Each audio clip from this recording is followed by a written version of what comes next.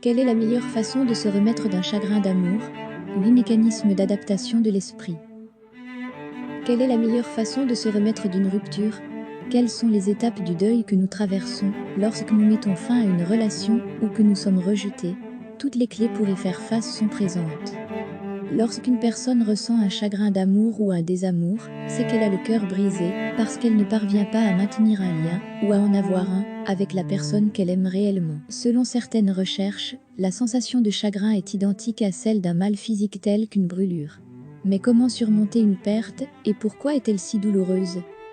On vous revient après l'intro.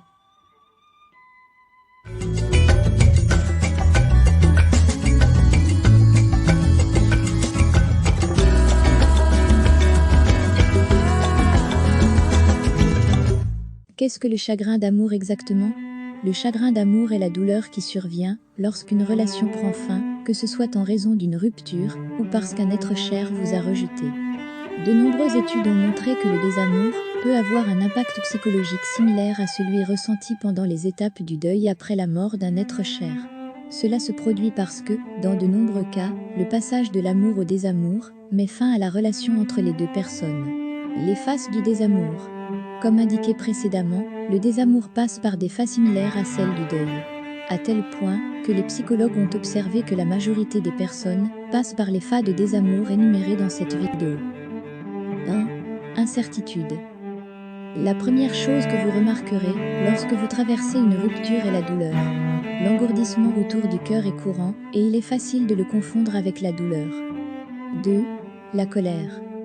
Au cours de cette étape, la tristesse du deuil rayonne vers l'extérieur et vous pouvez vous indigner contre tout et tout le monde.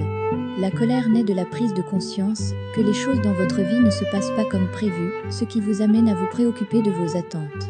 3. État d'esprit dépressif.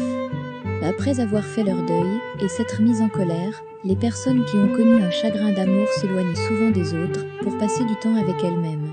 Les personnes qui ont eu le cœur brisé après être tombées amoureuses essaient souvent de panser leurs blessures en pleurant et en méditant. 4. Obtenir le renouvellement de votre permis. Après s'être remis d'une dépression, les personnes qui ont connu un chagrin d'amour, une désillusion et les symptômes associés commencent fréquemment à prendre des mesures pour retourner dans le monde extérieur.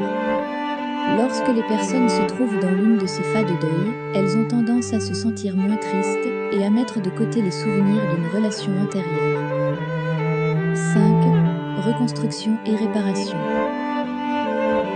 La personne acquiert une plus grande force pour assumer des tâches tout au long de ces phases de désamour, ce qui lui permet de sortir davantage de sa zone de confort et de retrouver la capacité de se socialiser.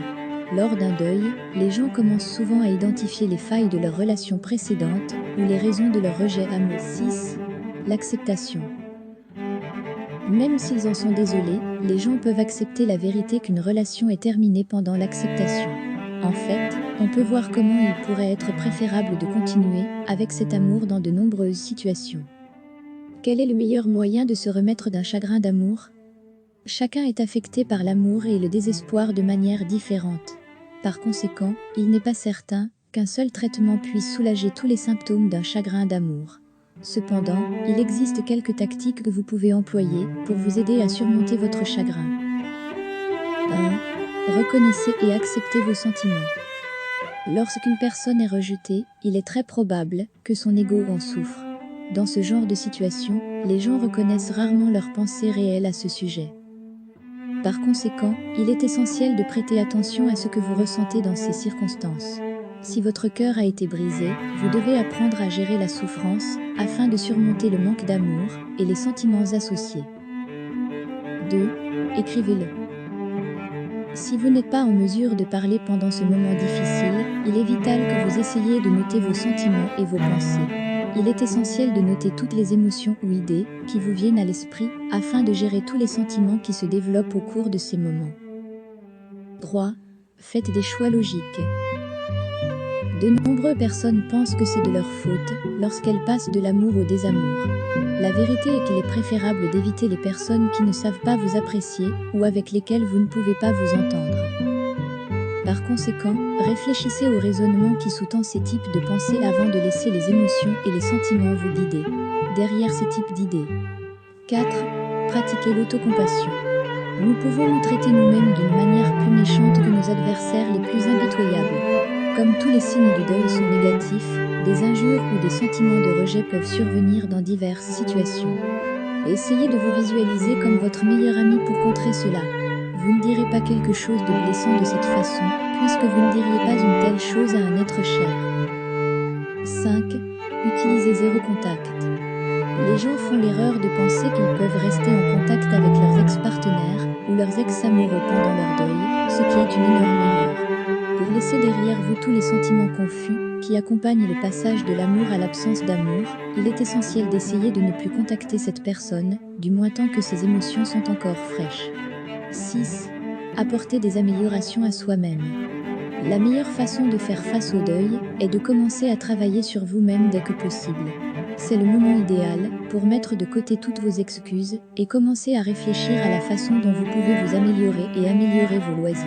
Commencez par renforcer votre sentiment d'estime de soi et de sécurité, ainsi que par vous imaginer ce que vous voulez vraiment dans la vie. 7.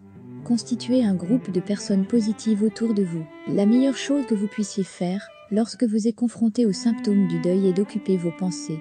Par conséquent, plutôt que d'écouter des pensées négatives, essayez de vous motiver avec des messages positifs. Pour ce faire, vous devez vous entourer de personnes qui partagent vos idéaux. 8. Tirez le meilleur parti de votre statut de célibataire. On ne se rend pas toujours compte qu'être célibataire est une occasion fantastique d'en apprendre davantage sur soi-même et d'être le plus authentique possible. Un chagrin d'amour peut vous donner l'occasion de faire quelque chose que vous avez toujours voulu faire, mais que vous n'avez pas pu faire à cause de vos liens. C'est le moment de savourer votre solitude en votre propre compagnie.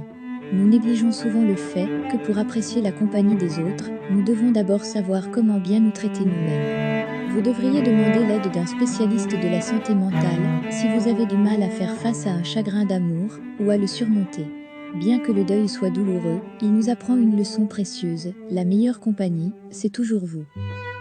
Merci d'avoir pris le temps de regarder cette vidéo, j'espère qu'elle vous a plu. Merci de laisser un commentaire, de l'aimer et la partager. Bientôt nous serons de retour avec une toute nouvelle vidéo pour vous.